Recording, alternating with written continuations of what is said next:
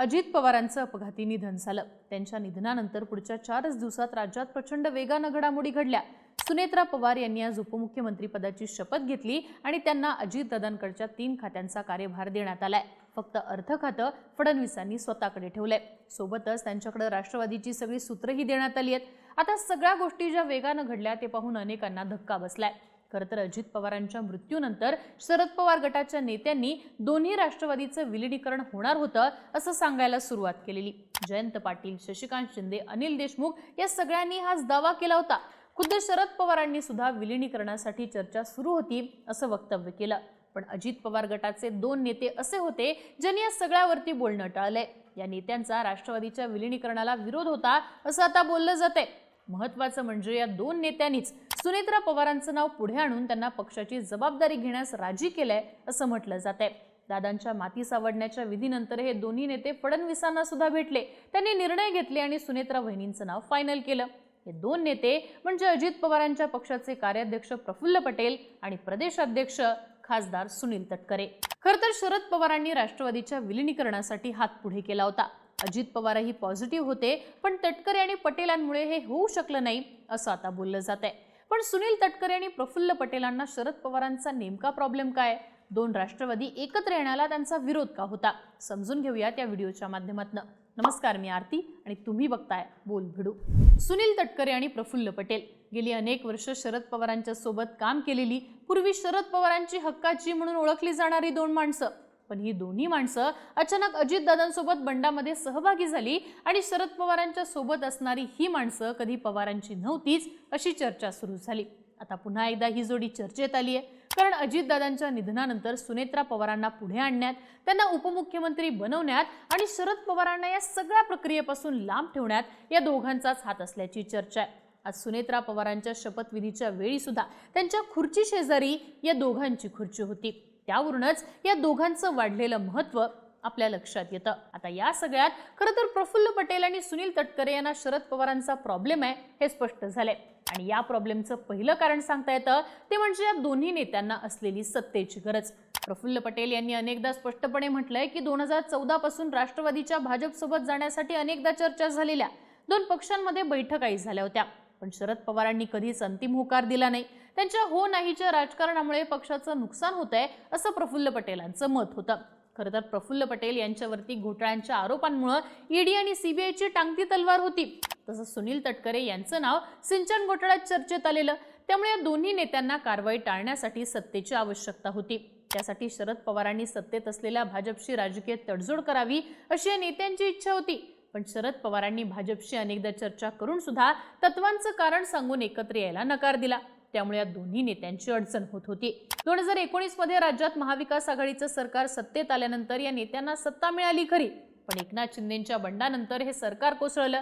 त्यानंतर या नेत्यांना स्वतःचं संरक्षण करण्यासाठी आणि आपलं राजकीय अस्तित्व टिकवून ठेवण्यासाठी सत्तेची गरज लागत होती। त्यामुळे जेव्हा अजितदादांनी राष्ट्रवादीत बंड करून महायुतीसोबत जाण्याचा निर्णय घेतला, तेव्हा हे नेते सुद्धा दादांसोबत सत्तेत गेले। भाजपसोबत सत्तेत सामील झाल्यावर या नेत्यांना अनेक प्रकरणांमध्ये दिलासा मिळाला किंवा चौकशीची तीव्रता कमी झाली असं एकंदर निरीक्षण अनेकांनी नोंदवलंय। नेते जर शरद पवारांच्या सोबत राहिले असते, पर्यायाने सत्तेच्या बाहेर राहिले असते, तर मात्र त्यांची राजकीय अडचण झाली असती आणि हाच या नेत्यांना शरद पवारांचा प्रॉब्लेम आहे हे नक्की। सुनील तटकरे आणि प्रफुल्ल पटेलांना शरद पवारांचा प्रॉब्लेम असण्याचं दुसरं कारण म्हणजे या नेत्यांचं पक्षातलं स्वतःचं स्थान धोक्यात आलेलं होतं। मुळात प्रफुल्ल पटेल आणि सुनील तटकरे हे राष्ट्रवादी काँग्रेसचे ज्येष्ठ नेते आहेत, त्यामुळे शरद पवारांनंतर आपल्याला पक्षात महत्त्वाचं स्थान मिळेल असं या नेत्यांना वाटत होतं। पण तसं काही घडताना दिसलं नाही। प्रफुल्ल पटेल हे राष्ट्रीय राजकारणात सक्रिय होते, राष्ट्रवादी काँग्रेसचा देशपातळीवरचा चेहरा अशीच त्यांची ओळख। पण जेव्हा भावी नेतृत्वाचा प्रश्न आला तेव्हा मात्र शरद पवारांनी आपली कन्या असणाऱ्या सुप्रिया सुळेंना राष्ट्रीय राजकारणात झुकतं माप द्यायला सुरुवात केली। देशाच्या राजकारणात सुप्रिया सुळे या राष्ट्रवादीचा चेहरा म्हणून पुढे यायला लागलेल्या, त्यामुळे प्रफुल्ल पटेलांची अडचण व्हायला लागली। पक्षात भाकरी फिरवताना आपल्याला डावललं जाईल, भविष्यात आपल्याला सुप्रिया सुळेंच्या नेतृत्वाखाली काम करावं लागेल अशी भीती पटेलांना वाटत होती। त्यामुळे ते शरद पवारांपासून दूर होत गेले। दुसरीकडे सुनील तटकरेंची सुद्धा अशीच अडचण झालेली।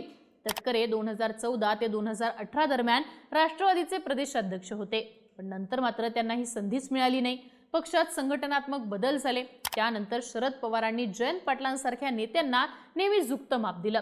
तटकरे हे अजित पवार गटाचे मानले जात असल्यानं त्यांचं पक्षातलं महत्त्व आपोआप कमी केलं जाते असं बोललं जात होतं।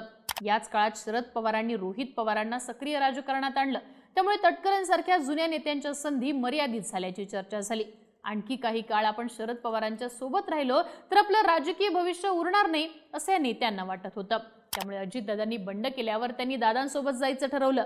अजितदादांच्या पक्षाचं प्रदेश अध्यक्षपद हे 2023 पासून तटकरेंकडेच आहे। शरद पवारांच्या सोबत राहून हे पद त्यांना मिळालं नसतं, तो सन्मान त्यांना मिळाला नसता, हे मात्र या सगळ्यातनं क्लिअर होताना दिसतं। तटकरे आणि पटेलांना शरद पवारांचा प्रॉब्लेम असल्याचं तिसरं कारण आहे ते म्हणजे या नेत्यांना भविष्यातलं राजकारण सेट करायचं होतं। सुनील तटकरेंना महाराष्ट्राच्या राजकारणात स्वतःसोबतच त्यांच्या कुटुंबाचं स्थानही मजबूत करायचं होतं। यासाठी त्यांना त्यांची मुलगी अदिती तटकरे आणि मुलगा अनिकेत तटकरे यांच्यासाठी पक्षात मोठं स्थान हवं होतं। पण राष्ट्रवादीमध्ये पवार कुटुंबाच्या वर्चस्वामुळे असं करणं शक्य नाही हे तटकरेंच्या लक्षात आलेलं। शरद पवारांच्या पक्षात सुप्रिया सुळे आणि रोहित पवार यांचा प्रभाव वाढत होता, त्यामुळे सुनील तटकरे यांना अदिती तटकरेंना पुढे आणता येत नव्हतं। पण अजित पवार जेव्हा वेगळे झाले आणि महायुतीत सामील झाले तेव्हा सुनील तटकरे त्यांच्या सोबत सत्तेत गेले। त्यानंतर अदिती तटकरे यांना राज्यात मंत्रिपद मिळालं, जे आजही कायम आहे। अशा प्रकारे शरद पवारांपासून वेगळं होत तटकरेंनी त्यांच्यासोबत त्यांच्या कुटुंबाच्या भविष्याचं राजकारणही सेट केलं। प्रफुल्ल पटेल यांना सुद्धा केंद्रामध्ये मंत्रिपदाची अपेक्षा आहे, पण शरद पवारांच्या भाजप विरोधी भूमिकेमुळे पटेलांना केंद्रात कुठलीही मोठी भूमिका मिळणं अशक्य झालेलं। आता अजितदादांच्या सोबत सत्तेत गेल्यावर प्रफुल्ल पटेल पुन्हा एकदा राष्ट्रीय राजकारणात ऍक्टिव्ह आहेत।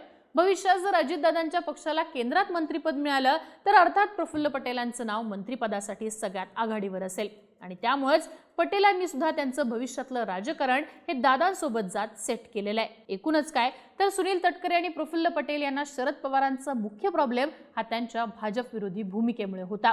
पवारांनी जर भाजपची तडजोड करून सत्तेत येण्याची भूमिका घेतली असती तर कदाचित हे दोन्ही नेते त्यांच्या सोबत राहिले असते। त्यामुळे जेव्हा अजितदादा बंड करून महायुतीत आले तेव्हा हे नेते सुद्धा त्यांच्या पाठोपाठ सत्तेत सामील झाले।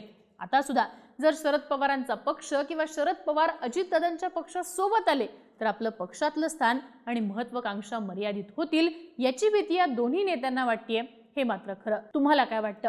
प्रफुल्ल पटेल आणि सुनील तटकरेंना शरद पवारांचा मेन प्रॉब्लेम काय असावा याबद्दलची तुमची मत आणि प्रतिक्रिया कमेंट बॉक्समध्ये लिहून कळवा आणि अशाच राजकीय घडामोडी पाहण्यासाठी बोलबिडूला सबस्क्राइब करा।